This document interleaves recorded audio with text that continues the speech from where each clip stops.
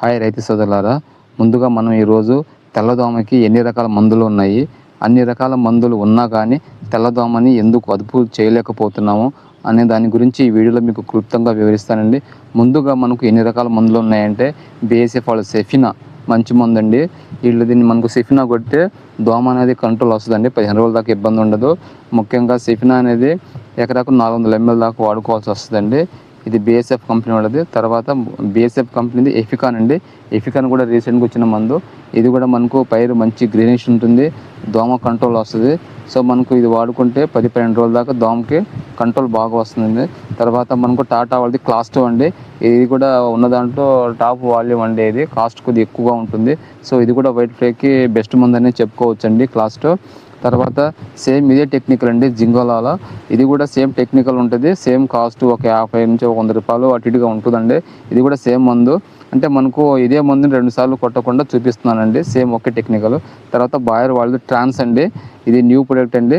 ఇది పచ్చదోమకి తెల్లదోమ మీద పనిచేస్తుంది. పైరు మంచి గ్రీనిష్ లెవెల్ ఉంటుంది. సో మనకు తెల్లదోమలో ఇది కూడా బెస్ట్ మందు అని చెప్పుకోవచ్చు అండి. తర్వాత SLR 525 అండి. ఇది జిఎస్పి కంపెనీ వాళ్ళదండి. మనకు తెల్లదోమ మీద మంచిగా పనిచేసే మందులు ఇది ఒకటండి. మనకు జేఎస్పి కంపెనీది. ఇది లీటర్ వచ్చేసి 3 ఎకరాలకు వస్తుందండి. తర్వాత రాన్ఫిన్ అండి. ఇది కూడా తెల్లదోమ మీద, తర్వాత పచ్చదోమ మీద, తామర పురుగు మీద పనిచేస్తుంది.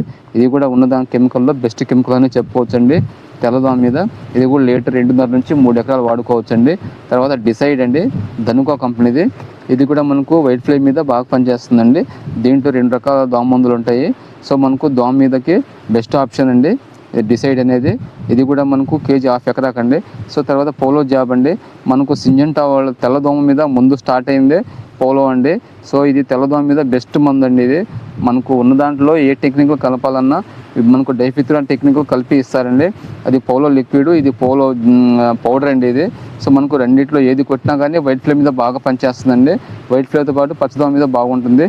సో అయితే మనం ఇన్ని రకాల తెల్లదోమ మందులు వాడుతున్నా కానీ తెల్లదోమ ఎందుకు కంట్రోల్ అవ్వట్లేదో ఇప్పుడు మీకు వివరిస్తా చూడండి.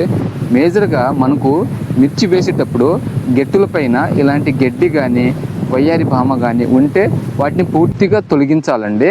ఇట్లా గడ్డి కానీ ఇలాగ ఉంటే ఏమవుతుందంటే దోమ అనేది వీటిపైన లైఫ్ సైకిల్ని కొనసాగిస్తూ ఉంటుంది.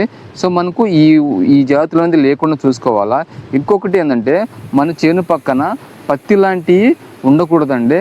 సో మనకు పత్తి లాంటివి ఉంటే ఏమవుతుందంటే పత్తిలో తెల్లదోమ ఉత్పత్తి అనేది బాగా ఎక్కువగా ఉంటుంది.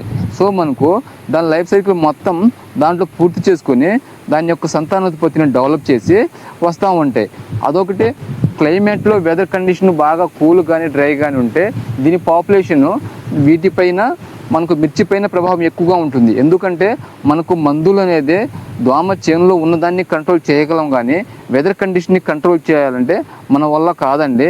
సో మేజర్గా ఏ మందు అయినా మనకు పనిచేయాలంటే వెదర్ కండిషన్ మీద ఆధారపడి ఉంటుంది. సో మన మందులతో కంటే కూడా వెదర్ కండిషన్ చాలా ఇంపార్టెంట్ అండి. మేము మేజర్గా ఈ దోమని మనం అదుపులో చేయాలంటే ఎల్లో స్టిక్స్ కూడా మన చేనులో అంటించుకోవాలండి. దాంతోపాటు ఈ తెల్లదోమకి ఉదయం వేళ కానీ సాయంత్రం వేళ కానీ గాలి లేకున్నప్పుడు స్ప్రే చేయాలండి.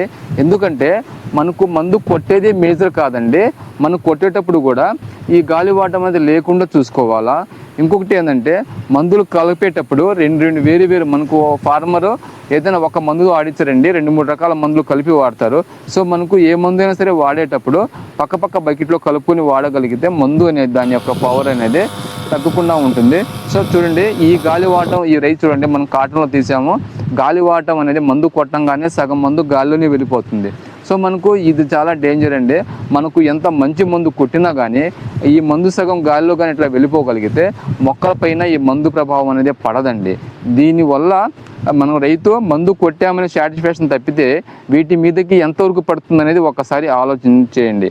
సో ఇంకొకటి ఏంటంటే మనకు మందు అనేది కొట్టేటప్పుడు తైవాన్ స్ప్రే అంటే మనకు ఎకరాకు 8 నుంచి 10 ట్యాంకులు గవర్నమెంట్ మనకు రికమెండేషన్ చేస్తుందంటే, అంటే ఎకరాకు 200 లీటర్లలో కంపల్సరీ మనకు తైవాన్ అంటే 10 తైవాన్ స్ప్రేలు చేయాలండి. ఇట్లా 10 తైవాన్ స్ప్రేలు కానీ మనం స్ప్రే చేయగలిగితే ఈ దోమని అదుపు చేయడం చాలా ఈజీ అండి.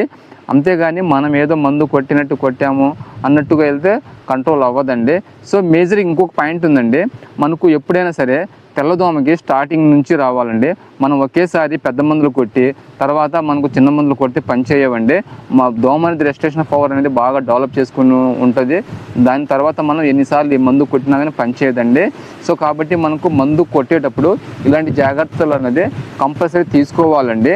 ఎందుకంటే ఫార్మర్ మందు కొట్టింటే తెలిసి తెలియని ఫార్మర్స్ ఉంటారు, వాళ్ళని కూడా గైడెన్స్ చేయండి. ఇలాంటి జాగ్రత్త తీసుకుని తెల్లదోమని కంట్రోల్ చేసుకోవడం